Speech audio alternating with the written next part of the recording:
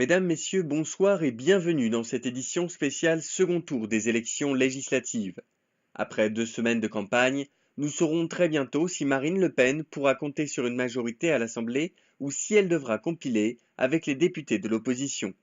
Après le premier tour, ce sont les souverainistes et patriotes qui sont sortis en tête. Mais avant de découvrir le nouvel hémicycle, place au taux d'abstention. Et il pourrait s'élever à 37,5%, soit une légère augmentation par rapport au premier tour, où il n'était que de 35%. Et sans plus attendre, découvrons maintenant le nouvel hémicycle dans 10 secondes.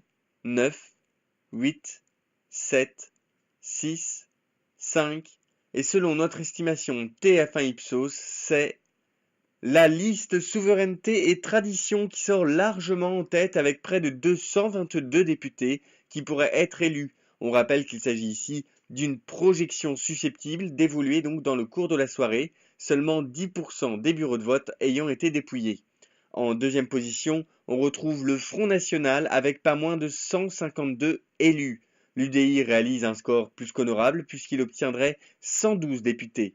On retrouve ensuite le MoDem avec 26 députés, suivi de l'Union de la gauche et le mouvement En Marche à égalité avec 21 élus.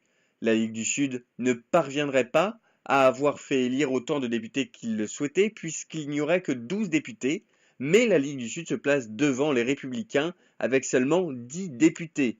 Les régionalistes stagnent avec 5 élus, 2 pour divers centres, 1 pour divers gauche, le NPA et le Parti communiste. Alors, qu'en est-il de la majorité présidentielle?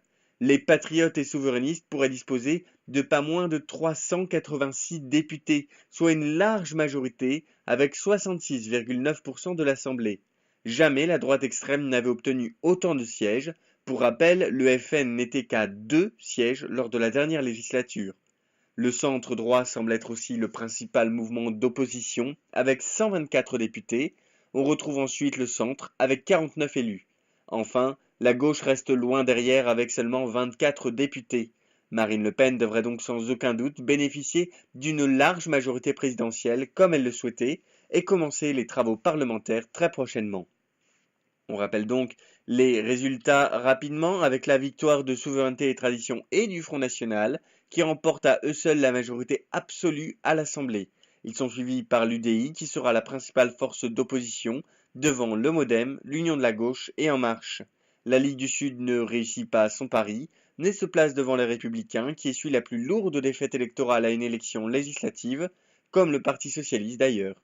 Voilà donc pour cette édition spéciale, merci de nous avoir suivis et bonne soirée sur TF1.